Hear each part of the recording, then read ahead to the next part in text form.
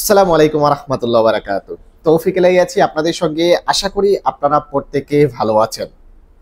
যদি আপনার ইকামার মেয়াদ না থাকে এবং যদি আপনার কন্ট্রাক্টের মেয়াদও যদি না থাকে, এরপরও কিন্তু একটি সিস্টেমে আপনাকে চাইলে আপনার কফিল টার্মিনেট করতে পারবে।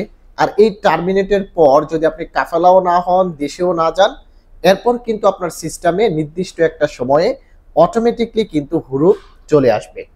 অর্থাৎ হুরুপ কিন্তু এখনো আছে, শুধু হুরুপ দেওয়ার নিয়মের পরিবর্তন হয়েছে। ইকামার মেয়াদ না থাকলে এবং কন্ট্রাক্টের মেয়াদ না থাকলে এরপরেও কফিল আমাদেরকে কিভাবে হুরুপ দিতে পারে, আজকের ভিডিওতে এই বিষয়ে বিস্তারিত আলোচনা করার চেষ্টা করব। অবশ্যই সম্পূর্ণ ভিডিওটি দেখবেন এবং ভিডিওটি যদি ভালো লেগে থাকে অবশ্যই ভিডিওটিকে শেয়ার করে দিবেন এবং আমার ফেসবুক পেজ এবং ইউটিউব চ্যানেলের যারা নতুন দর্শক অবশ্যই ফলো করে রাখবেন। তো চলুন ভিডিওর যে মেন বিষয় রয়েছে সে বিষয়ে আলোচনা করা যায়। এখন ধরেন আপনার 1 বছর আগে ইকামার মেয়াদ শেষ হয়ে গিয়েছে, এটা 2 বছর রানিং আপনার ইকামা এক্সপায়ার, কিন্তু কফিল আপনার ইকামা বানায়নি, বা আপনি লক্ষ্য করে দেখলেন যে আপনার যে কন্ট্রাক্ট পেপারের মেয়াদ রয়েছে সেটারও কোনো মেয়াদ নেই। আমরা জানি 2022 সালের 25শে অক্টোবরের পরের যে নিয়মটা সেটা হচ্ছে কোনো একটি কর্মীকে সরাসরি কফিল চাইলে আর হুরুপ দিতে পারবে না, তাকে তার কন্ট্রাক্ট পেপারের উপরে টার্মিনেট করতে হবে। অর্থাৎ তার যে এগ্রিমেন্ট রয়েছে সেই এগ্রিমেন্টে যদি ডেট থাকে সেই এগ্রিমেন্টের উপরে কিউআর ভিতরে ঢুকে কিন্তু একটি কফিল একটি কর্মীকে টার্মিনেট করতে পারে। আর এই টার্মিনেট করার 60 দিনের ভিতরে যদি সে কাফেলাও না হয় বা দেশে না চলে যায়, এরপর কিন্তু তার ইকামাতে অটোমেটিকলি হুরুপ চলে আসে।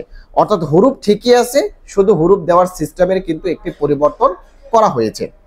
এখন কথা হচ্ছে আমাদেরকে কিন্তু টার্মিনেটটা করা হয় আমাদের কন্ট্রাক্টের যে মেয়াদ রয়েছে সেই মেয়াদের উপরে। অর্থাৎ কন্ট্রাক্ট পেপারে মেয়াদ থাকলে সে সেই কন্ট্রাক্টের উপরে কিন্তু আমাদেরকে টার্মিনেট করতে পারে। এখন যদি আমাদের কন্ট্রাক্টের মেয়াদও না থাকে তাহলে কিভাবে আমাদেরকে কফিল টার্মিনেট করে? অনেকেই বলে যে ভাই আমার ইকামার মেয়াদ নেই, আমার কন্ট্রাক্টেরও মেয়াদ নেই, এরপরও কফিল আমাকে টার্মিনেট করেছে।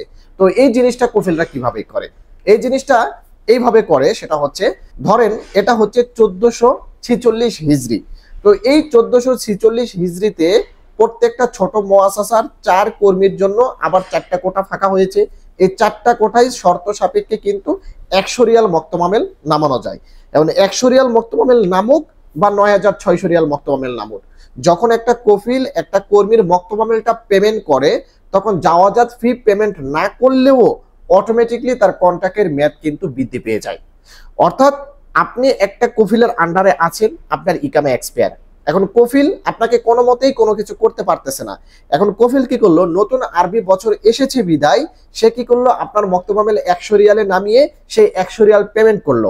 100 রিয়াল পেমেন্ট করার সঙ্গে সঙ্গেই কিন্তু আপনার কন্ট্রাক্টের মেয়াদ কিন্তু বৃদ্ধি পাবে, অর্থাৎ আপনার এগ্রিমেন্টের মেয়াদ কিন্তু বৃদ্ধি পাবে। যখনই এগ্রিমেন্টের মেয়াদ বৃদ্ধি পাবে তখনই কিন্তু সেই এগ্রিমেন্টের উপরে কিন্তু আপনাকে আবার টার্মিনেট করতে পারবে। তো এইভাবেই কিন্তু বর্তমানে অনেকেই টার্মিনেট খাচ্ছে, কারণ অনেকেই বলে যে ভাই কন্ট্রাক্ট পেপারের মেয়াদ নেই, আমার ইকামার মেয়াদও নেই, তারপরও আমাকে টার্মিনেশন করেছে, আমার ইকামাতে হুরুপ চলে এসেছে। তো এভাবেই কিন্তু কন্ট্রাক্টের মেয়াদ বৃদ্ধি করে 100 রিয়াল মক্তমামেল পেমেন্ট করে ইকামা না বানিয়েই আপনাকে কিন্তু আবার টার্মিনেট করতে পারবে। এখন কথা হচ্ছে অনেকের এসএমএস আসতেছে মোবাইলে, আবার অনেকের এসএমএস আসতেছে না। তো এসএমএস না আসার কারণ হচ্ছে আপনার যে কিউআর, আপনার নিজস্ব যে ব্যক্তিগত কিউআর রয়েছে সেই কিউআরটা রেজিস্ট্রেশন করা নেই।